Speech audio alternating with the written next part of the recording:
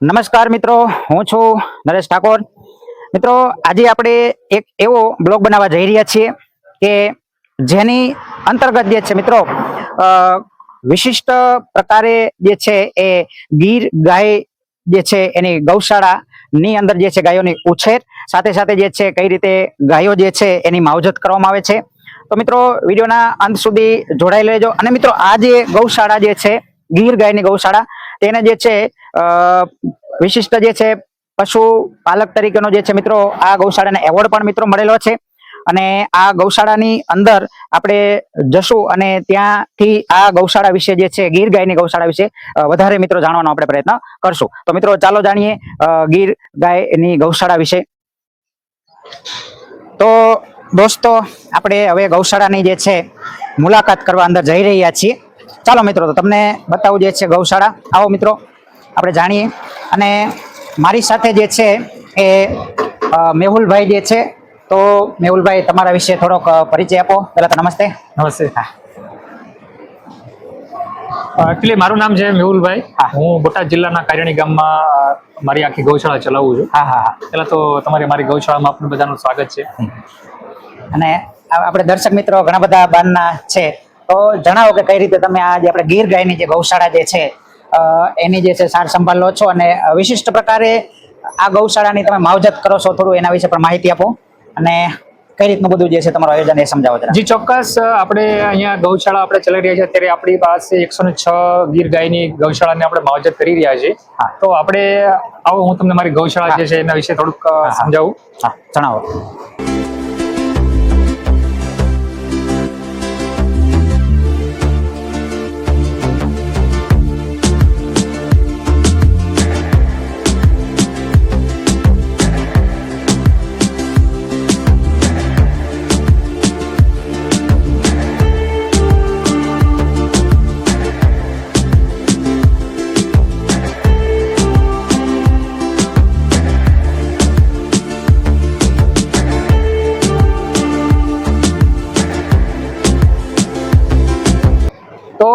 આ છે મારી આખી ગૌશાળા છે, જેની અંદર આખું બાંધકામ આપણે કરેલું છે. એ બાંધકામની અંદર આખો શેડ બનાવવામાં આવેલો છે, જે વૈદિક શાસ્ત્રો પ્રમાણે જે કહીએ એમ શાસ્ત્રોની અનુકૂળતા પ્રમાણે. તો એવી રીતે આપણે એક ધ્યાનમાં રાખીને આપણે આખું ગૌશાળાનું આખું નિર્માણ કરેલું છે, જેની અંદર તમામ પ્રકારનું આપણે ધ્યાન રાખવામાં આવ્યું છે. ઉપરાંત આ શેડની અંદર આપણે એક મેડિટેશન માટે સ્પીકર પણ રાખવામાં આવેલા છે ગાયો માટે. ગાયોને 11 વાગ્યા પછી અહીંયા આખું એકનું ટાઈમ ટેબલ હોય છે. 11 વાગ્યાથી લઈને આપણે 4 વાગ્યા સુધી એને સુવાનો ટાઈમ હોય છે, જે મેં આપને આવ્યા થોડી વાર પહેલા તો હું આવ્યો ત્યારે ગાયો એકચ્યુઅલી હોતી હતી, એટલા માટે હું અંદર નતો આવ્યો, કારણ કે ગાયોને ડિસ્ટર્બ ન થાય એટલા માટે. મેહુલભાઈ મને સરસ સમજાયું, કારણ કે મેડિટેશનનો ટાઈમ હતો એટલા માટે. તો એ સમય દરમિયાન એને સુવાનો ટાઈમ હોય છે, કોઈ પણ જાતનું ડિસ્ટર્બન્સ કરવામાં આવતું નથી. પ્લસ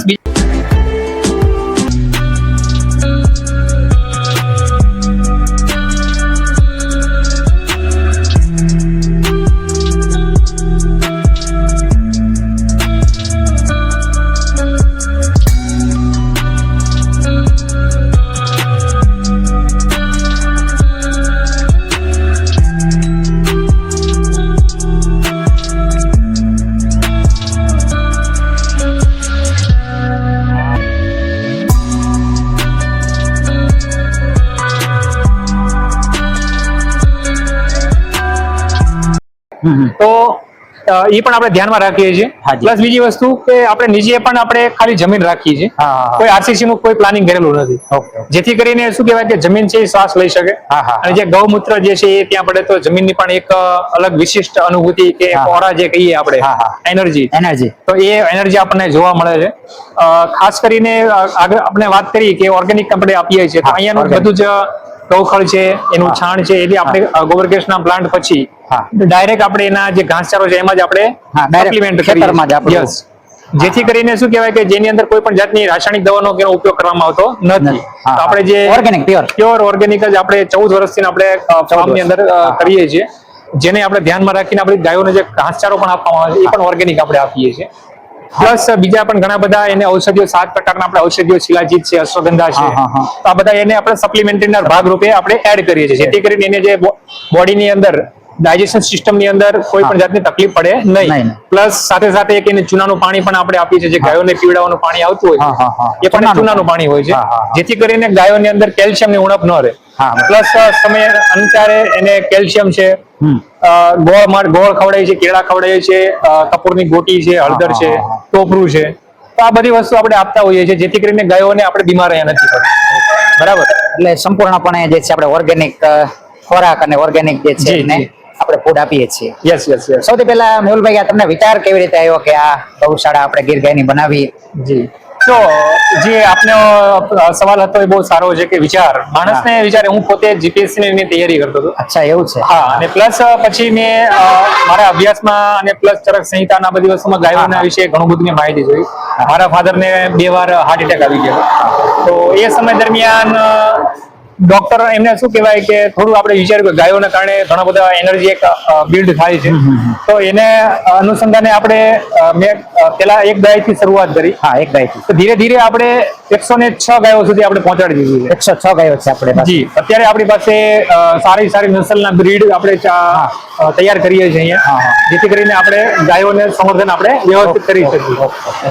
આપણી જે આ ગૌશાળા જે છે એમાં બધી જ ગાયો જે છે ગીર ગાય છે? જી. આપણે તમામે તમામ આપણે અલગ અલગ ડિસ્ટ્રિક્ટમાંથી અલગ અલગ બધી જગ્યાએથી આપણે સારી સારી બ્રીડ જે છે એ બધી વસ્તુને આપણે એનાલિસિસ કર્યું છે, હા, હા. એના ટેસ્ટિંગ કરાવેલા છે. ત્યારબાદ જ આપણે અહીંયા આપણે એને રાખીને એના ઉપર અત્યારે કામ કરીશું. આપણે જે બુલ જે છે એ ભાવનગર બ્લડ લાઈન નો છે, પ્લસ આપણે અત્યારે બીજા 2 બુલ પણ રાખેલા છે, જેના કારણે આપણે આખી ગૌશાળાને એક સારી એવી આપણે આવનારી પેઢી જે છે એ આપણે લાવી શકીએ. બરાબર.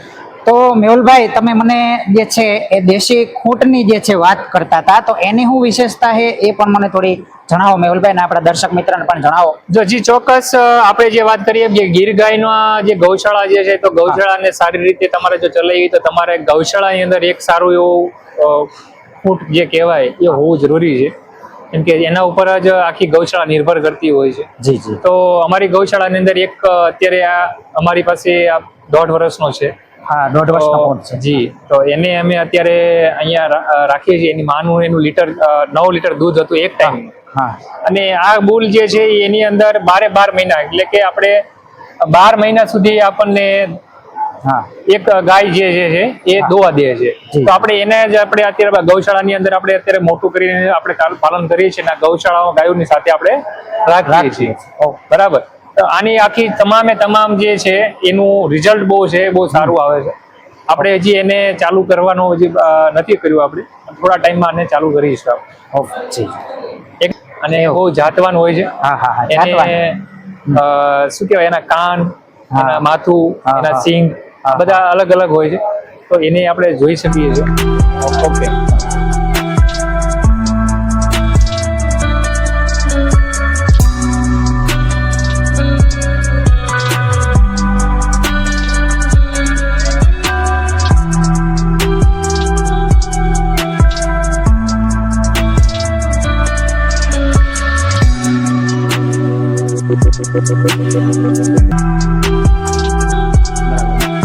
અને બીજું મેહુલભાઈ, તમારી ગૌશાળા વિશે કઈ વિશેષ હોય તો એ પણ જણાવો. વિશેષમાં તો એ જ કે આપણે અહીંયા મારે ગૌશાળા જે છે એમાં કોઈ પણ જાતની હું દવા નથી છાંટતો, નહીં કે આપણે કહેવાય કે જીવ જંતુ માટે પણ નહીં, કે એના માટે મેં સ્પેશિયલી મરઘાને આપણે રાખેલા છે. હા, એ મેં આવીને ગૌશાળામાં જોયું તો મને મરઘા ઘણા બધા દેખાણા. એ કઈનો સમજણમાં ડાયરેક્ટ તો તમે જરાક કહો. એ એટલા માટે હોય છે કે મરઘા જે છે એ અહીંયા ગાયના ઉપર જે છે આ સૂતી હોય છે. જ્યારે આપણે જોયું કે 11 થી 4 વાગ્યા સુધી સૂતી હોય છે, અથવા તો આખો દિવસ સવારથી સાંજ સુધી એ આખી ગૌશાળામાં ફરતા હોય છે. હા, હા. તો જેના કારણે શું કે ઈતરડી છે, માખી, મચ્છર છે, પછી કોઈ બીજું જીવ જંતુ, સાપ છે, વીછી છે, તો આ ઝેરી જનાવરને પણ ગાયોની આસપાસ આવવા દેતા નથી. પ્રોટેક્ટ કરે છે. પ્લસ બીજી વસ્તુ કે એક બોડીગાર્ડ તરીકે પણ કામ કરે છે, કે કોઈ અનનોન પર્સન આવ્યું હોય છે તો એ આપણને જાણ કરતું હોય છે કે આપણી પેલા જનાવરને વધારે ખબર પડતી હોય છે. બરાબર. તો એના માટે રાખેલું છે.